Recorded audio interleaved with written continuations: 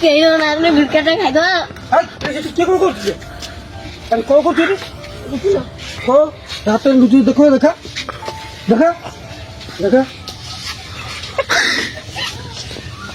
ଓ ଏଠିକି ଫପାଡ଼ି ଦେଇଛୁ ତାହେଲେ।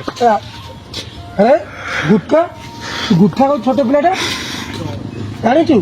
ଏ ଗୁଟଖା ହେଉଛି କ୍ୟାନ୍ସର ମୁଖ୍ୟ କାରଣ, ଅନେକ ରୋଗ ବଜାର କାରଣ। ତମ ଭଳିଆ ଛୋଟ ପିଲା ହସୁଛୁ ନା ମାରନ୍ତୁ ଧରି ହସୁଛୁ। ଗୁଟଖା ତମାଖୁ ସେବନ, ମଦ୍ୟପାନ ଏବଂ ଗୁଟଖା ସେବନ ଏବଂ ଧୂମ୍ରପାନ ଆପଣଙ୍କ ପକ୍ଷେ ସ୍ୱାସ୍ଥ୍ୟ ପ୍ରତି କ୍ଷତିକାରକ। ଆପଣଙ୍କର ଶରୀରକୁ ନିରୋଗ ରଖିବା ପାଇଁ ଆପଣମାନେ ନିଶାମୁକ୍ତ ନିବାରଣ କରନ୍ତୁ ଏବଂ ଆପଣମାନେ ଖୁସି